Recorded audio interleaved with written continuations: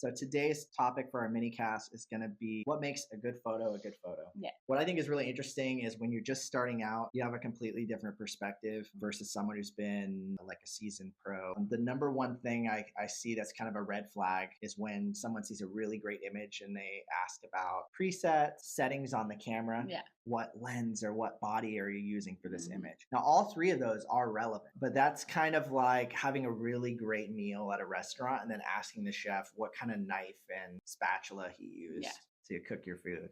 They do make a difference, but it's not why the meal was good. No.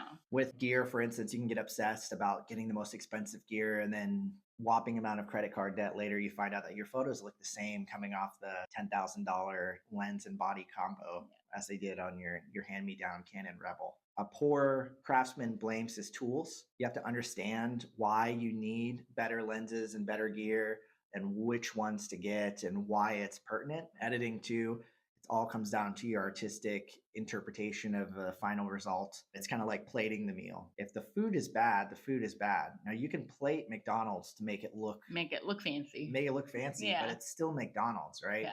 You have to start with the good ingredients and prepare them well. Yeah.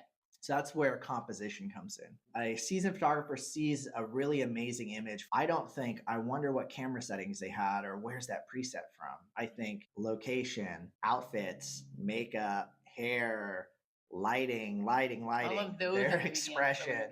Right. Now, I see an image of a couple eloping on a cliff off the coast of Oregon with the fog rolling in and the sun setting behind them. My first thought is, wow, I wish I could shoot that couple at that location at that time of day. It's not what settings. I had that camera. Right. I wish I had that gear. Right. Best advice I can give you if you're starting out, don't buy a bunch of expensive gear thinking you're going to make a bunch of money back. Doesn't work out for most people. Don't get obsessed with presets. And if you are asking about camera settings, do not try to be a professional photographer for now. Yeah.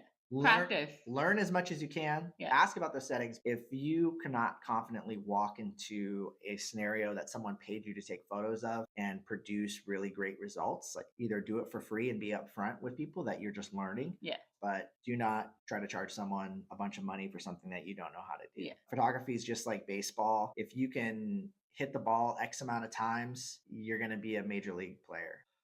It's about your percentage rate, right? So when you're just starting out, you'll notice you might leave a shoot with 1,000 photos and you can only keep 50 of them that turned out. When you're really good, you might leave the shoot with 800 photos and you could keep 500 of them if you wanted to. We have a hard time dwindling ours. Yeah. So that's what separates like the amateurs from the pros.